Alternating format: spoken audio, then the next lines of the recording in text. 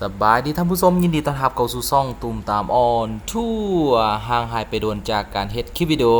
สำหรับมื้อนี้ช่องตูมตามออนทัวร์ได้มาอัปเดตถึงการกักเก็บความพร้อมของทีมชาติลาวชุดใหญ่ที่จะพบกับทีมชาติเนปาลในวันอังคารที่10มิถุนายนปี 2025นี้ในการเข้าร่วมการแข่งขัน AFC Asian Cup Qualifier ซึ่งทีมชาติลาวเฮาก็ได้ผ่านการ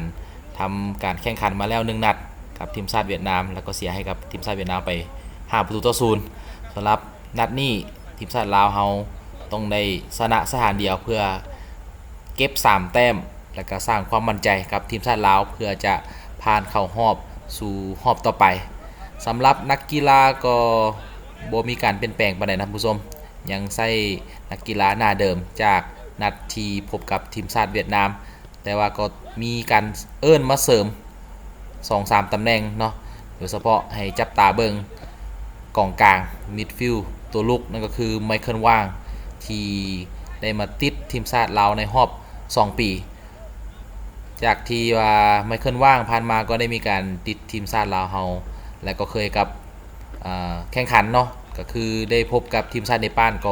ก็เคยมาแล้วเห็นได้ว่าลีลานี่วูบวาบหลายอันนี้ก็จะเป็นภาพบรรยากาศที่ว่าทางทีมชาติลาวเฮาได้ไปฝึกซ้อมอยู่ที่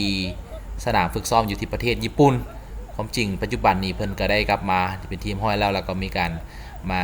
กักเก็บความพร้อมซ้อมอยู่ที่ประเทศลาวเฮานั่นก็คืออยู่ที่สนาม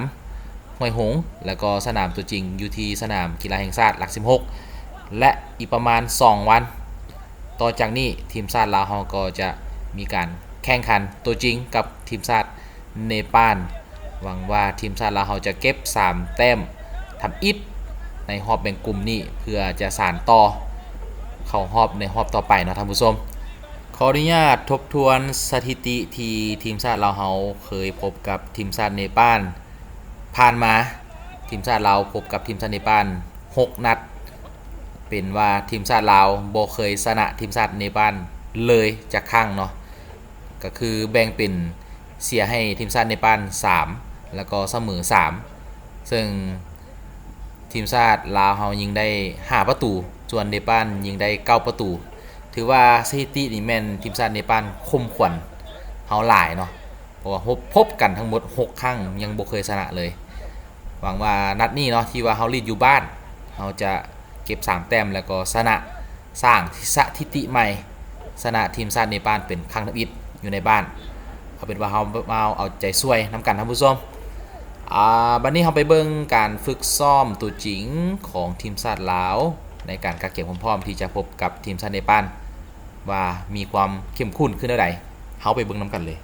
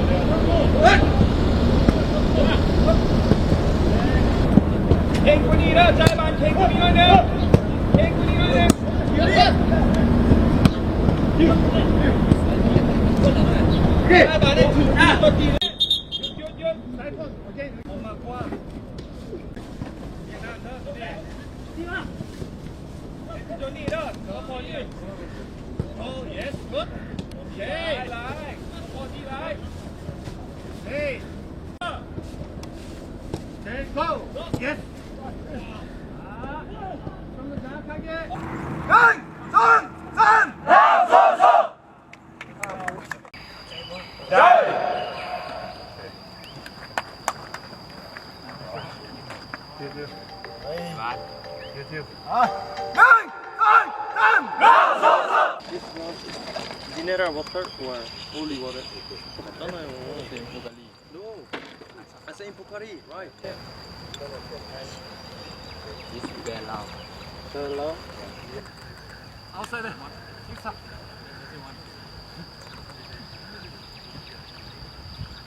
Hey, 저기.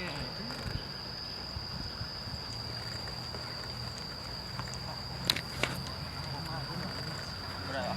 해봐. 얼마 한다고? 그거 파는 데가 없어. 여기도 없고 한국에 파니?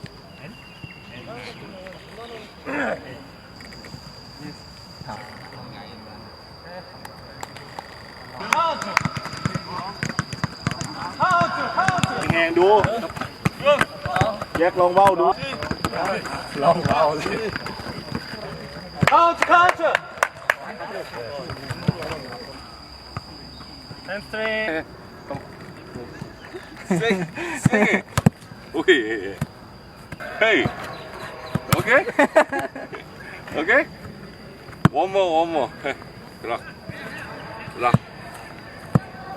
Start. And change it. Okay,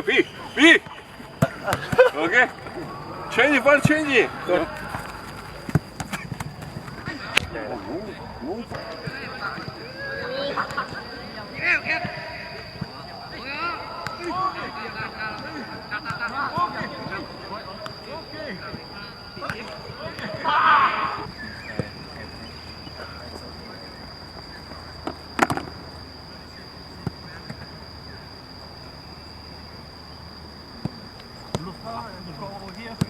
Yes, go.